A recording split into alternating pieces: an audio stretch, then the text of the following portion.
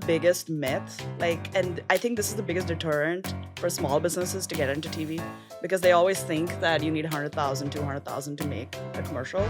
I feel it's like way less than that. you really don't. So linear still makes up about 50% of all impressions, so it's still a big share. But streaming has now also become 50%, right? That's shocking that streaming is so high. It's huge. In terms of targeting, there's so many different ways to think about targeting on TV, and I think it's actually what a lot of new to TV advertisers almost get wrong, Yeah. right?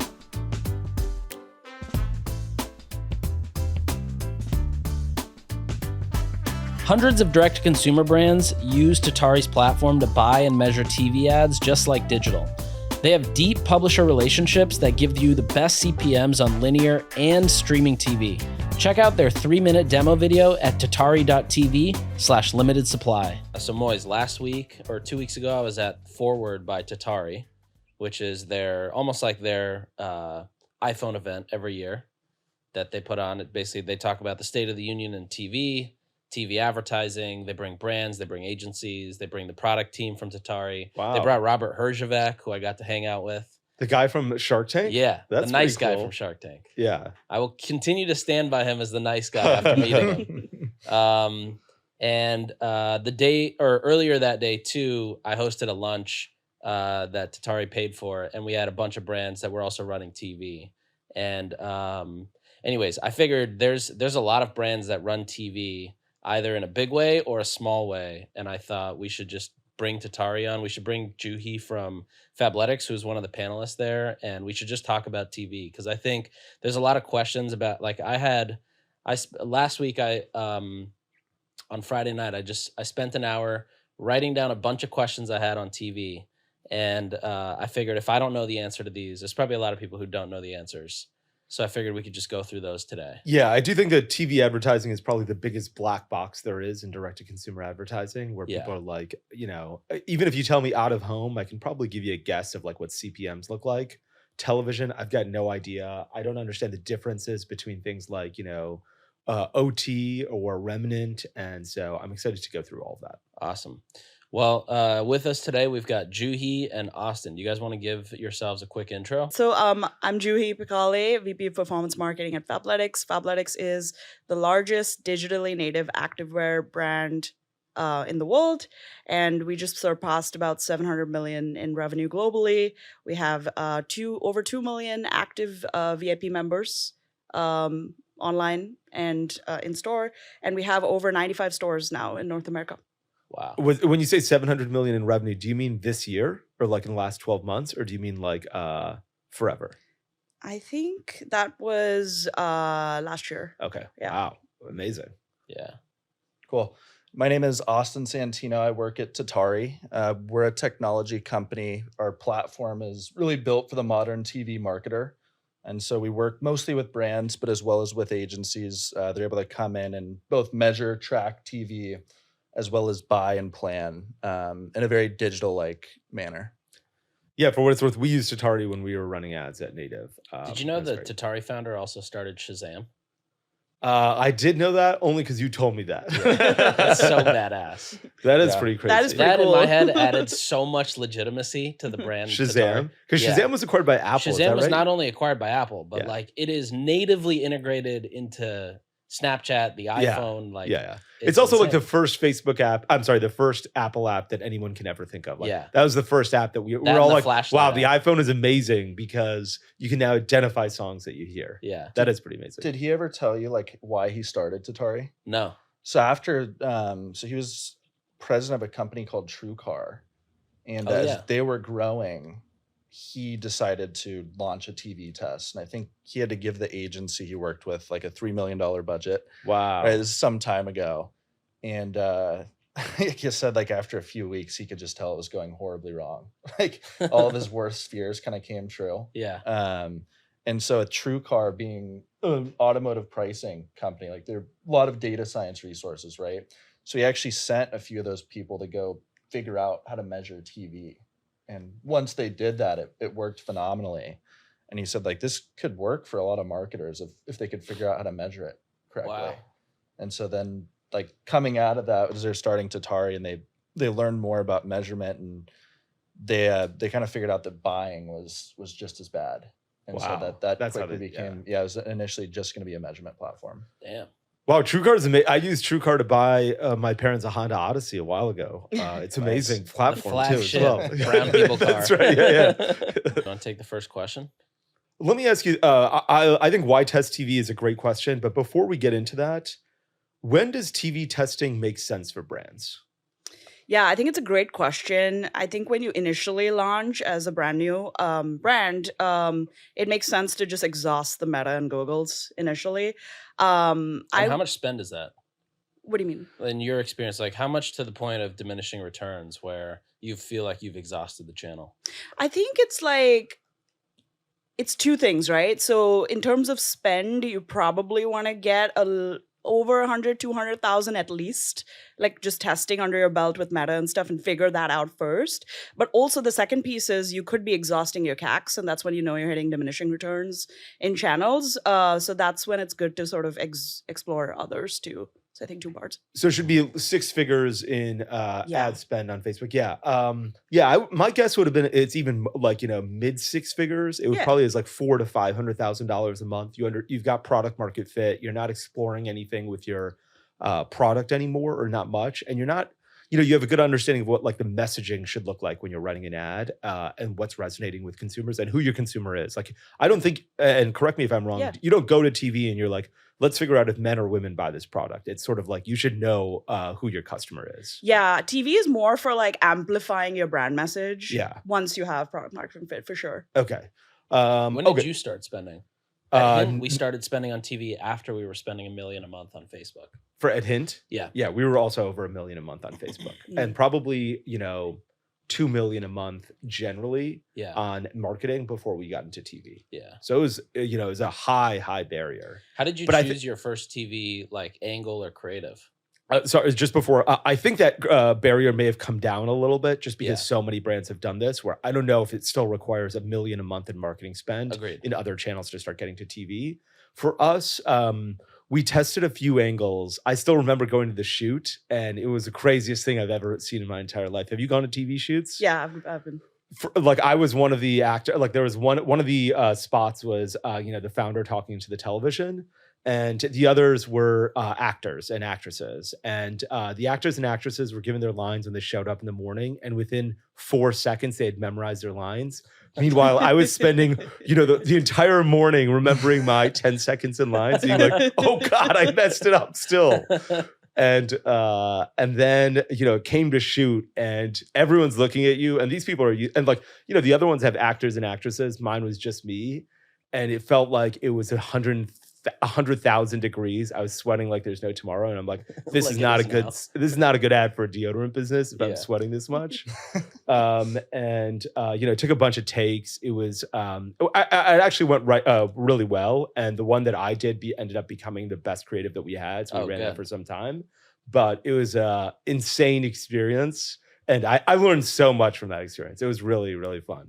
But I do want to go back to the point you were making about $1 million on Facebook. The barrier to entry on TV now is significantly lower than what it used to be.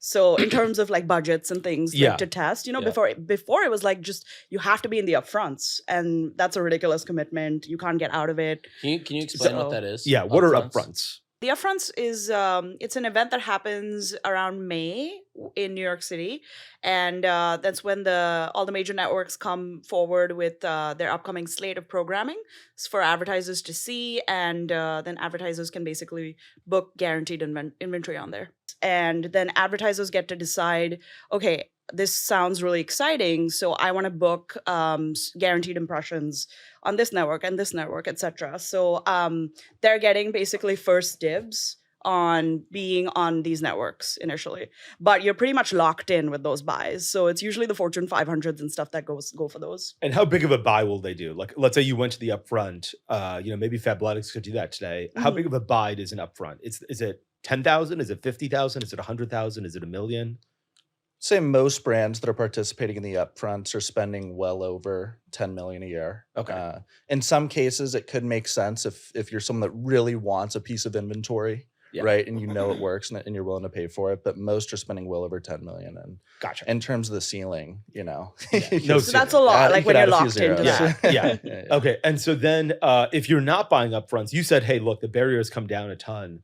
Okay. So upfronts are basically commitments you make in Q3 of a year for new shows that channels are going to launch. And you're like, I want to advertise when you launch the new season of Succession. Well, Succession's a bad example. I guess Law and Order. like Yellowstone or something. Yeah, sure. So what are the other types of inventory then? Like, how is it cheaper? Yeah. So what's cool about it now, first of all, there's a big shift that's happened. Linear is still big, but What's linear? linear TV is like basically cable TV. Okay. So it's still So no ABC, no NBC, just cable. cable, anything. Cable and broadcast is how you can Broadcast, think of it. yeah. Yeah. Also, So what can is we- not linear then? Yeah, let's explain the other types too. Yeah. Yeah. So the other type is streaming, essentially. And linear. Hulu, Netflix, everything, Okay. right? Like anything that you watch via Roku device or Yeah. anything like that. So linear still makes up about 50% of all impressions. So it's still a big share, but streaming has now also become 50%, right? That's shocking that streaming is so Yeah, high. it's huge. Because like Netflix has just turned on ads. Prime Video still doesn't have ads. Hulu does, but not for all customers. So like when you say 50, or like streaming is 50%, I would say of that 50%, probably the vast majority has no ads. Is that correct or not correct? So that's the shift that is happening. I believe most streaming is ad supported. Okay. What's interesting too is when you look at some of these streaming platforms, think of like a Sling. Yeah. Or like I use YouTube TV. Yeah, me too, right. When yeah. you watch YouTube TV, you're really just watching linear TV. Yes. Right. Yes. And then there's a small sliver that you could consider connected TV inventory, but it's kind of this revolving door, right? Where the lines get a little bit blurry. Between Yeah, what that is a great linear and example. streaming. Sometimes you're watching YouTube TV and they're like, here's a moment of Zen. There's no Yeah, commercial. And I'm yeah. like, this is amazing. Thank you, Yeah, Google, yeah. for sponsoring this moment of Zen Is- for me. Is that because the programming is coming from linear TV, but the ads are coming from other not the linear inventory? So most of the ads actually are coming from the linear inventory. Okay. When you watch something like But then like why is there YouTube that TV. gap? That gap will be YouTube TV maybe held on to a piece of inventory that didn't get sold. Got it. Yeah. Got it. They'll hold Wow. a sliver for their platform. Got it. Wow. And so is connected TV the same as streaming? Is that what you refer to as I would connected? consider them both. Like, so streaming, you kind of consider an umbrella, right? You have what we call like over the top or OTT. This is like your Hulu, where just it's piped in. Essentially, they call it over the top. It's like over the top of a cable box, right? So it's piped in your Wi-Fi. That's why it's called over You the can top. watch Hulu on your laptop, on your phone, Yeah. or on a connected TV device. CTV will more refer to like targeting a Roku device, right? So And when how there's is a that device different? plugged in. I'm sorry. Wait, how is that different? Because Hulu is coming over the top through my Roku device or through my Chromecast. How is connected TV different from that? Connected TV more so refers to the device because you can target by the device as an advertiser. Got it. Got it. Yeah. And that'll take higher priority of the inventory versus what would come in through Hulu's programming. I'm actually not 100% sure how the dynamics would work there. Yeah. Most inventory is sold directly. Mhm. And so that's going to be from, the content providers, the publishers, Yeah. directly to brands or agencies. Wow. Et cetera. So then with Tatari, so even going back to the upfronts, does Tatari go to upfronts and say, we're going to buy out all of this, and then you become a market, you buy it at, $2 CPM, you guys run it through your platform, you'll flip it for $3 CPM, but you're allowed brands to buy it in smaller batches? So we will go through the upfronts for specific clients, right? So we will, if Fabletics wants to We should do do the that, Nick. upfronts, Yeah, we should go. we will move. What's that? I said we should do that. We should buy that $10 million. And Yeah. start flipping. It sounds like great business. Yeah. You got your card on you? So what we'll do is we'll go negotiate on behalf of advertisers. What we're not doing, like similar to a holding company, is we're not going out purchasing inventory and then marking it up and then Mhm. sort of like the way we approach it is we want to be unbiased, right? So we're only going to buy things that work. We're going to measure every piece of inventory the same way. And then that's how we'll recommend pieces of inventory to our clients, or that's how they'll come to the decision to maybe buy it through our platform in-house. So if I come to the Tatari platform today, is that inventory that you're dynamically buying like the second that I say I want to buy it, or you've already reserved it previously?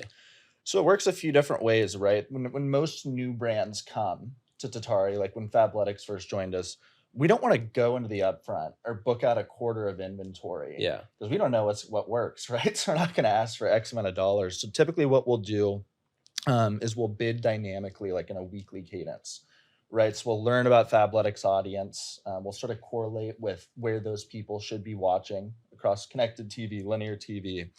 And then we'll test. And as we start to understand the outcomes, that's what we'll start to sort of begin optimizing, right? If you can measure it, you can optimize it. So it is open inventory. We're bidding against other advertisers. Mm-hmm. And that's why it becomes important to have, essentially the technology to make informed decisions.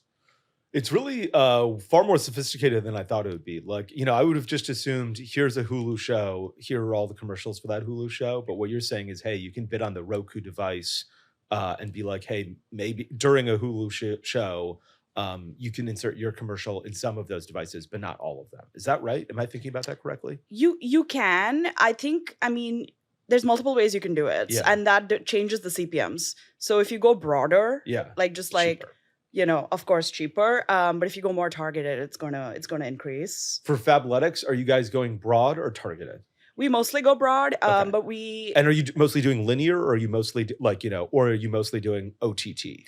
Yeah, it's a great question. So for a long time, initially, we used to be in the upfronts, like years ago. And then we switched more to a heavier streaming spend. And then after we started testing with Tatari, which was about 2.5 years ago, we have now since been at about a 70-30 split. So 70% cable and broadcast and 30% streaming. We're trying to get to 60-40 just because streaming's growing, and also like the big five, Netflix, Disney, now have ads. Yeah. So pretty excited about getting into that. And so the 70% that's streaming, that's linear TV, that's cable television and broadcast television. You don't have you have like targeting in terms of show, but you don't have targeting in terms of device where you're like, I want the, only women who are watching this. You're sort of just like, hey, this is Real Housewives, so I think it's mostly women. Is that correct? That's probably that's probably the only lever we really use. Like on Hulu or something, we'll just do like run of sight female only or run of sight male for the men's line. The only time we've done like show targeting stuff is like Yellowstone marathons or like holiday specials during Christmas. Yeah. Things like that, or like sporting events. So with linear TV, you're not buying you're not going to shows and being like, I want the commercial during this content. You're sort of saying, no, I'm going to take remnant inventory. Is that correct? That is correct. Okay, and that's the benefit of like being with Tatari. Like we don't need to do those 10 million buys anymore. Yeah. You can actually get in at as low as 20K a week, which is a huge difference. What's considered remnant? Is it like, is it just that it's not purchased at upfronts, or is it that this is a spot running tomorrow and I can buy it today? It's a good question. So the best in it actually it's almost like a dirty word in advertising when you hear. I feel like it's always just been like, as far as I know, what remnant is, it's just unbought inventory. Yeah, but I'm not sure how far in advance that is. So you have the upfronts, right? That's where most of your premium advertisers are pushing a lot of their budgets. And then after that is going to come something called like non-preemptible. Mm-hmm. This is where it's guaranteed inventory, but instead of booking out a super extended period of time, you're booking out for maybe a quarter or a month, right? You know exactly where that inventory is going to run. And then the sliver that's left is called remnant. And so this is inventory that publishers need to offload every week, right? And so as a result, it almost becomes, this bidding process between brands, agencies, et cetera. And it allows you to kind of game the system and get programs, like as she was saying, at much lower rates. And is that generally cheaper? So I would imagine, like, let's say I'm watching, I'm going to use Law and Order because I don't know any other TV shows on. So let's say I'm watching, there's Law and Order. Someone has booked the upfront in Q3, which is sort of now. That's sold, 50% of the upfront was sold, 50% or like 25% of the, I think you called it guaranteed placement a month ago was sold. Or like let's say the Law and Order episodes in March. In February, the 25% is sold. There's 25% that's remnant during that show. Is that how it works? And then you're sort of bidding on it the week or the couple days beforehand through Tatari? Typically the week. Yeah. Okay. And then is the 25% you're bidding on way cheaper than the upfront? Because there's sort of like is it Here's really what I'm asking. There's two like when you go to an airline and there's an unsold seat on an airplane last minute, they charge a lot more for it rather than a lot less. And you're like, I don't think this makes sense. I think you really want to fill that seat up. I thought it'd be cheaper, and they're like, no, it's more expensive. Yeah. Here, I would imagine it's cheaper. Is that correct? So the vast majority of the time, it is cheaper. Okay. There are certain instances where maybe demand creeps up as it gets closer to the show airing. And so maybe it would have been better to book it in advance. So we'll recommend that in certain cases, but most of our brands are very digitally native, like Fabletics. Yeah. They don't want to be optimizing media once a month, once a quarter. Sure. Right. And then, we were talking about buy-ins, and we were talking about, upfronts, you need $10 million. What is the, tell me a little bit about the lowest spender with Tatari in terms of how much they spend on TV ads per week, and then probably what the median is.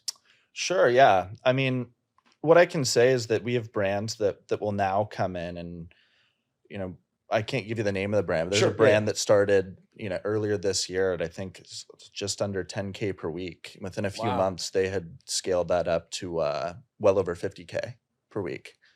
So that would sort of be the easiest way to get started, I'd say, is always just retargeting, right? For a small brand who's just looking to maybe test creative. A retargeting, I think the benefit of doing it on TV is, right, someone just saw you on digital, but then they see on the TV screen, you appear much bigger. Yeah, sure. Right? So it's an impactful impression. And so that has to be done through streaming, right? That can't be done. Yeah, okay. Yeah, that's correct. Because you're piping it in and sort of going to the connected device and saying, hey, this person just saw native online. We know that their Roku devices, this is their Roku device. Go show them the ad on native when they're watching Shark Tank. Sure, yeah. And so in terms of, what most brands typically start out with, we were kind of talking about when brands are ready earlier. Yeah. I'd say most brands typically test somewhere around like the 100K threshold. It could be below that. It could be above that over 4 weeks. Okay. So there's been about 100K a month on TV ads. Yes. Okay. Yeah. As they start, and then they'll scale and grow off the backs of that. Let me ask one other question, which is, what is the and I wonder if you guys know this, and no worries if you don't. What is the average cost of production of a TV ad? Like, is it I've seen TV ads that look like they cost $4 to produce, like it looks like the Blair Witch Project, and I'm like, even then it feels like someone is walking around with $3 in their pocket. And then I've seen other ads where I'm like, I think I saw the guys at Raycon produce an ad. My friend Roman showed me one. You know Roman, right? Yeah, of course. He showed me one, and I was like, you got this insane gymnast, doing all these acrobatic tricks. This must have cost a fortune. He's like, we hired some random guy off the street in New York, and we got this warehouse space the day beforehand. And the guy was like, we don't have any use for it tomorrow. And so they did it for a really reasonable price and made this amazing video. What are people doing? Like, I'll tell you my experience at Native as well. We were a part of P&G when we started running TV ads. So we needed to work with unionized Screen Actors Guild Association or Screen Actors Guild, the unions, like actors. And so as a result, we had to pay the actors and actresses every time the ad aired. What? We had to pay them a residual. That's insane. So they were making money every time. So every time I saw the ad, I was upset. Yeah. I was like, that just cost me more money. Yeah. But actually I wasn't, because it's generally me. And I was like, I like this. Yeah. So tell me a little bit about how much it costs to make an ad. And then you guys don't work with SAG actors, I would imagine. Wait, you didn't negotiate your own check in that? No, I didn't. Well, we have a mix, but honestly, this is the biggest myth. And I think this is the biggest deterrent for small businesses to get into TV, because they always think that you need 100,000, 200,000 to make a commercial. I feel it's way less than that. You really don't. Yeah. And they always think you need this really polished thing because it's going to be on this bigger screen than your phone. But honestly, all types of content works. Like for Fabletics, we do have our big productions because we have Kevin Hart. So anytime there's any celebrity content made, yes, it's a bigger production, and that works. But we've also tested a multitude of other types of concepts too that don't cost a fortune. We've made stuff for 20 to 50K range that's performed. We've also taken influencer stuff and, added really crisp motion graphics to it and stuff. That's just pure editing. Yeah. And that's performed as well, So I think you really just need to test and try different things because all sorts of things perform.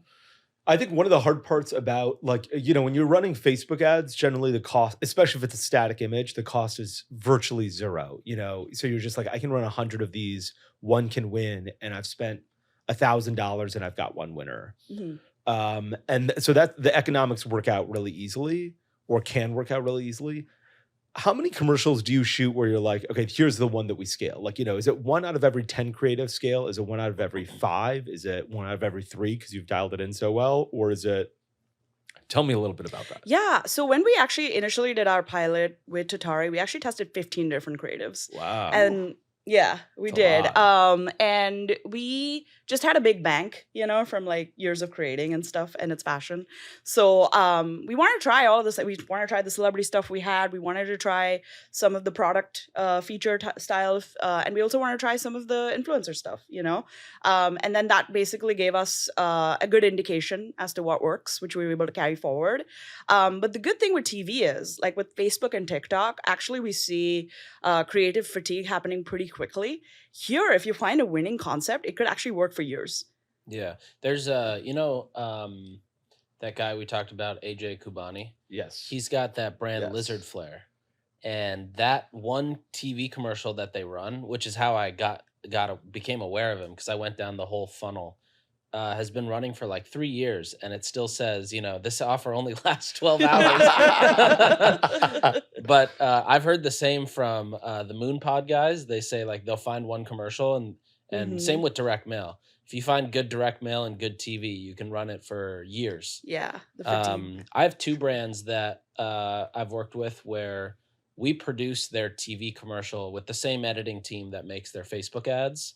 And it had virtually no cost, other than that. Well, for one, we just took existing shoot content. So the photo and video shoot that they already did, we just took that, added overlays, added a voiceover, and threw it up on TV, and it started working well. The second one, we hired an influencer mom, who was basically just a YouTuber mom, and it costed us $5,000 to produce the whole thing and edit it and ship it. And it always baffles me, like, why do people not do this more? Because you could literally test a creative you could produce a creative for less than $10,000 for sure and test it. But I feel like there's this, like at Hint, I think our first shoot was $100,000. There was this whole production completely on. I had hair and makeup, and I was in the commercial for 4 seconds. Yeah. And like, why is that notion true? And also, do you see other brands doing that? Like, are more brands starting to just rip a commercial from their in-house editor and just throw it live? Yeah, I think, there's a few different ways to look at it. The reality is most brands probably have content on hand that would work on TV. If they're running it on TikTok, maybe if they've tested YouTube a little bit, right, that can be reformatted, and you can learn a lot about TV by just running that. I think as sort of your campaign grows, right, the biggest part of it is it gives you a chance to tell your story. And understandably, a lot of marketers can be very conscious of the story they want to tell, right? So like a dramatic example would be a brand may start out with TikTok or similar content when they first launch, but if they scale into like the Super Bowl, that's probably not the message that they would want to run, right? And like when you're running the content, you mentioned you had Kevin Hart, and then you had some influencer content, and you had some content that focused on like product benefits. Do you find that like celebrities make a big difference? Like, let's say Kevin Hart was free, and I can't imagine he is. Nick and I once went to, I think it was, I went to I saw Aziz Ansari do stand up, and he's like, Kevin Hart makes money every time you flush a toilet when he's doing a stand up comedy. He's like, he monetizes everything. But let's say he was free. Would content with Kevin Hart perform better than content that's like talking about product feature? Like, generally, do people listen to celebrities and stop more because they recognize a face, or is that not the case? Not necessarily. So even with a celebrity, it's really important to pair the right concept for them. Yeah.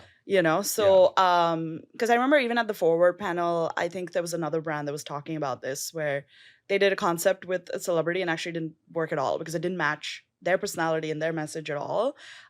We've definitely had some hits with Kevin, so that's been great. But like, there's been some product benefit ads that have spent a lot more than that over time, and that's like one of those things that lasts over years. So like, I wouldn't say that that's absolutely necessary, but it definitely helps with like a halo effect and stuff. Yep. You can't just rely on paid social and PPC for growth. Hundreds of brands like True Classic, Daily Harvest, and Manscaped have turned to TV advertising using Tatari's platform, and they're absolutely crushing their acquisition goals. Many of my own clients at Hooks also use Tatari. We used them while I was at Native too, and I can tell you that their team is awesome and the measurement is just like digital. So you'll see site visits, purchases, or even installs from TV. Check out their 3-minute video at tatari.tv/limited supply. What's the halo effect of TV? So if TV starts doing well and you're scaling up budgets, one, how are you measuring if it's doing well? Like, how do you decide, this is doing well, because there's no direct click or anything. And then second, what's the effect of that? Like, do your acquisition costs on Facebook get lowered? Does your Google search go higher? Do you get more foot traffic in stores? Yeah, I think the biggest effect that you will see right away is an increase in direct traffic and an increase in brand searches. That's like the immediate first indicator. We also have a style quiz that people take when they come to our website, and there's a mandatory question on there: how did you hear about us? Which is usually post-purchase with other people, but for us, it's happening at the lead flow. So we're able to see, how many people are selecting TV on there. So we can, that's kind of how we measure it. Got it. And then, do you use Northbeam, Triple Whale, any of those platforms? We do not. We have our own internal attribution, but we also use Tatari's when they're able to give us like a time-based spike analysis. So basically on linear TV, you know exactly what time the spot airs. So they're able to see within 5 minutes of that how much is increase on sessions on your website. Got it. Okay, yeah, I'd love to talk about measurement in a second. Just take one more second about targeting. When you're doing targeting, primarily the targeting is, hey, this is the show that it's going to be on, right? Like when you guys are buying remnant inventory. Let me take one more step back. Is most of your purchases on behalf of clients remnant inventory? It really depends on the client. A client that is spending, let's say, 50, 60 million a year, they're probably going to weight more into other inventory types, right? Yeah. Especially for brands who are newer starting out, we want the agility and we don't want to be beholden to something in advance, right? Until we know it works. Okay. So for newer brands, primarily remnant. Yes. For older brands, you also, okay, gotcha. Yeah. And then in terms of targeting, there's so many different ways to think about targeting on TV. And I think it's actually what a lot of new to TV advertisers almost get wrong. Yeah. Right? They come from digital and they have this great idea of their customer. And so they'll come to TV and they'll want to target guys who live in Charlotte, North Carolina, who are recording a podcast in New York right now, right? And it's like a very small group of people. And it kind of restricts their ability to scale. And then sort of the trade-off always is the more targeting you deploy, the more expensive things get. Yeah. Right. So you want to leverage targeting, but you also want to realize that it's a new channel. It behaves differently, and you might find a cheaper outcome by going a little bit more broad, sort of as Juhi was saying. So let me ask a couple examples. Like one is you can obviously target by show when you're purchasing remnant inventory. So yeah, I want to do Law and Order or The Real Housewives. Can you target by geography? So for instance, does Law and Order Chicago or Law and Order playing in New York City have different ads than Law and Order in Los Angeles, such that I can be like, I want to target people, let's say I'm like, hey, look, I'm launching into Target, but only Target's on the Eastern Seaboard for some reason, because I'm a new Blue Apron competitor and I just haven't gotten to the West Coast yet. So I only want to target East Coast. Can I do that with television? You can on streaming, not on the linear side. Okay, gotcha. Yeah. Okay. It's very easy to do on streaming. Yeah. It becomes very expensive. Gotcha. On linear. Yeah. Okay, gotcha. Is it expensive on streaming or it's like pretty reasonable? It's more reasonable. Okay, gotcha. But it sounds like the way you're saying it, I'm like, don't do that. I wouldn't recommend it. Yeah. It is really tough. I mean, it's probably a rare problem for brands because you're sort of everywhere. But for instance, if you're, let's say you're in Target, right? There's 1,800 Targets, still a lot of locations without Targets. So you're like, I don't know if I want to advertise to all of Wyoming when the only people who are going to buy my product inside Target where I'm trying to drive traffic to are in Cheyenne. And so I was always wondering if you could get a little bit more narrow there, but it sounds like broader is probably a little bit better just because getting narrow makes it so much more expensive. Depends the brand. Some brands, like you said, they're not available maybe in all 50 states, et cetera. And so in those cases, you usually recommend maybe leaning a little bit more into things like connected TV. Okay, gotcha. And I would imagine from a measurement perspective, everyone does a lot of their own. Like Nik was talking about Tatari, and I'm sorry, was talking about Northbeam and Triple Whale. You guys have your own platform for measurement. Tell us a little bit about how that works. Yeah, for sure. We're actually one of the only platforms that will give you next day measurement for TV, whether it's connected or linear, right? So if you were to run a native spot on Bravo this evening, you'd be able to come into our platform and see, okay, how many sales did it drive? How many people saw it, right? The way the measurement works is you can almost think of it similar to the way digital does, right? It's a closed loop. And so essentially we get an IP from the publisher, and then through our pixel that we place in a brand's website, we can tie that back to a site visit, a down funnel event, an email sign up, a first purchase, returning purchase, et cetera. I'm sorry. So is the way that you're measuring, like let's say something shows on Law and Order. I watch on Law and Order. There's no IP address from that, right? Like I'm sort of just watch something sitting in my living room and I pull out my phone. Sure. So like you're saying you're watching on like cable or something like that. Right. Yeah, for sure. So that will operate a little bit more differently. As Juhi was saying, we'll pixel your website, right? We'll filter out sort of all tag traffic. So we're not really looking at any paid marketing. We're just looking meaning at like Facebook, Google. Yes. Yeah. We're typically mostly looking at like direct traffic, branded search, right? And then what we'll do is we'll sort of update what we call this dynamic baseline every minute of the day. So we'll know exactly the precise amount of traffic in your website. When that spot runs, it's sort of, I think what a lot of brands like about linear TV is everybody's watching at the same time for the most part, right? So you see this nice spike, and then we'll follow those people that arrive to figure out, do they come back and click a purchase, et cetera. I got a couple questions. So one is around targeting and creative. So you mentioned like Kevin Hart, for example. Is the reason to use Kevin Hart on Facebook, or sorry, on TV, is that because you're targeting on linear, you don't have a ton of control on who is seeing it in terms of interests and demographics, but having him earns you somebody's trust to watch the rest of the commercial?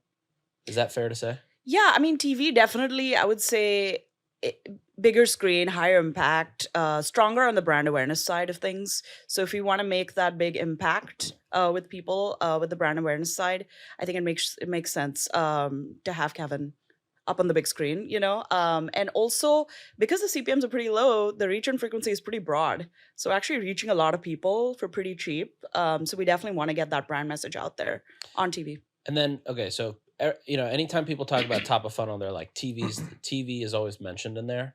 How do you like on Facebook, you could run a video views campaign.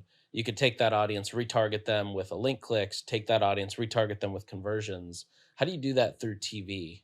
Or like, how do you think about that with Fabletics? Yeah, I mean, so with the linear side of things, there's obviously like, you can't cookie them, but you can cookie site visitors in general. So they'll just be bucketed there. But it's getting a pretty broad reach. And then on the streaming side, you can make these audiences that you can retarget. Got it. And then another question that came to mind. So I have a friend who's on a Bravo show, Summer House. And, like if he were to run an ad for his brand that is, he has that Loverboy cocktail that's all over the show. If he were to run an ad, have you ever seen that where a brand runs an ad in a time frame where they're being product placed? Have you seen any results there? Yeah, absolutely. I mean, it's not exactly the same, but one example I can think of, right, would be like one of our clients, Takova's cowboy boots. So like biggest show on TV right now is probably Paramount's Yellowstone, right? Yeah. And Takova's being a cowboy boot, it seems like a pretty fair product market fit, right? And so there's actually been instances where after they essentially proved out the value or the ROI with Yellowstone, they were able to get characters from the show even in their creative. Oh wow. Right, as part of a broader. What does that do from like if they were just running anywhere as a baseline, how does that respond differently? Definitely. Well, I mean, people sort of think of them as the Yellowstone cowboy boot. Yeah. Right? So people watch Yellowstone. That's pretty cool. Yellowstone has a huge audience. Do you watch Yellowstone? No, I've been meaning to watch it. I've heard it's like Succession of the Wild West. Succession of the Wild West? Or Billions of the Wild West. That's a good way to put it. Wow. Yeah, but I haven't watched it yet. Have you watched it? It's great. Yeah. Yeah. Just check it out. Brand integrations is really, really interesting though. Like more and more people are now starting to like D2C guys are now trying to tap into it because like we've just seen on the larger scale, I mean, what Barbie did, what Air did and all that stuff. I mean, D2C brands don't have the budgets to do a Barbie, for example, but you could sponsor an episode of the Kardashians on Hulu, or you could, you know, pick another show or something. I think it's also a little more authentic if you're actually in the show versus just advertising. So I'm really excited about that new frontier, personally. I always thought SK2 should have been in Crazy Rich Asians. Do you know Crazy Rich Asians? Yeah. You know what SK2 is? It's like this beauty brand for like, you know, made by with this amazing Japanese ingredient. It's a P&G brand. It sells for, you know, it sells for $180 a bottle. Wow. And I was like, you got like Crazy Rich Asians is the perfect place to do, you know, skincare. That's the products. targeting. Yeah. I was like, I'm a genius. Let me ask one more question about measurement, which is first, when you're looking at CPA, let me ask you actually 2 questions. Do you spend more on social or more on television at Fabletics today? Social. Okay. And when you're looking at CPAs, just from a pure pixel acquisition perspective, without any multipliers or anything, what do CPAs look like when you're looking at television versus social? Yeah, this is a great question. So I would say like Meta's, you know, over time really perfected the conversion rate. So I would say it's still better on social and Google, but because the CPMs are so low on TV, even though the conversion rate's lower, it backs out. Okay. What are CPMs on TV? Like what can I expect? Give us so yeah, we can come in with $10,000 a week. We can produce an ad for, let's say, $1,000. So really the barrier to entry is, I want to say $50,000. You need to be able to spend $50,000 when you want to experiment with television. Do you think that's fair or crazy? Like as I said, there's some brands have tested even lower. Yeah, right? It's really going to be dependent on the advertiser. Okay. Like at Tatari, we don't really have minimums, but we do make like recommendations. Yeah. Right. So brand A might, if they're spending $1 million on paid a month, they're going to need to spend a little bit more than brand B, who maybe spends $200K to feel an impact. Yes. Right. So it's a little bit more prescriptive. And then tell me about CPM. So like, you know, on Facebook recently, I've been seeing on Twitter, a lot of people have been like, my Facebook CPM is crazy high. Like, you know, generally it sits between $10 and $20, maybe a little bit higher if you're looking at lookalike audiences.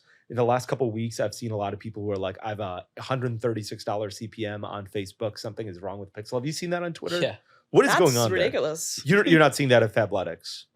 Thankfully, knock on wood. You've seen that, right? I have no idea. I've seen it, but I'm like, what kind of shady shit are you doing that you're being penalized? Yeah, it's people who I think aren't necessarily doing like, you know, I'm because like to get a $400 CPM on Facebook seems virtually impossible. Yeah. Like I don't, you know, you'd have to target 2 people, which Facebook doesn't let you do, and have really offensive language. I'm not sure how they're doing that.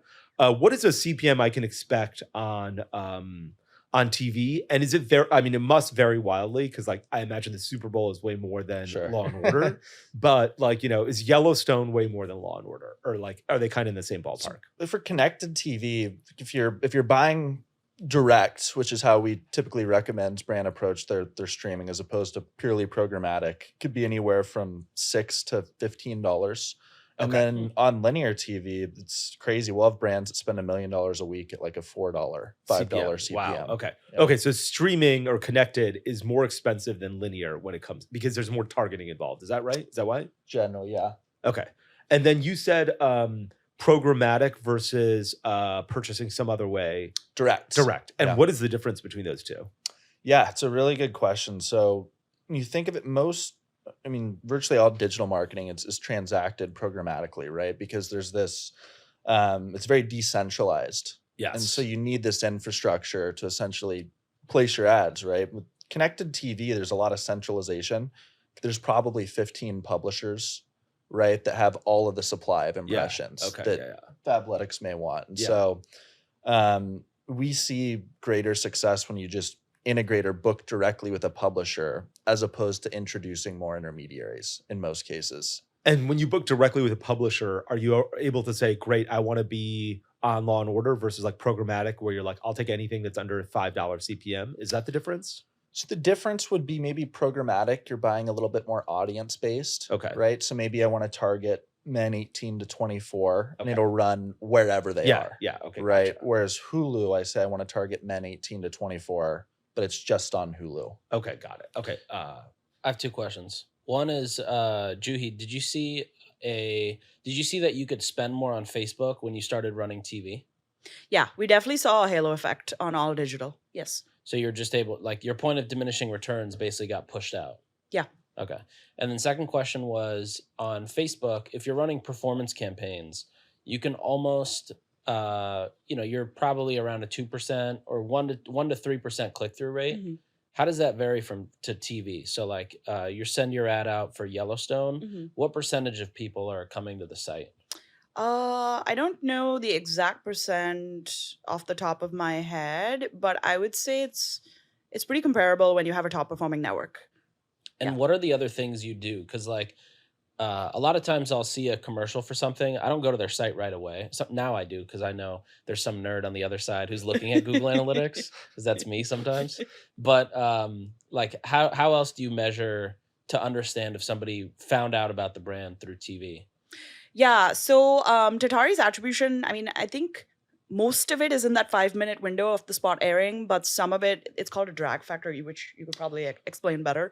But it takes into account some additional conversions that might happen later as well. Got it. And then on the streaming side, it's IP match. So that just happens, right? Right. And then from our perspective, we have the How Did You Hear About Us TV, the question in our quiz. So we're able to look at that as well, which has been pretty accurate, honestly. Got it.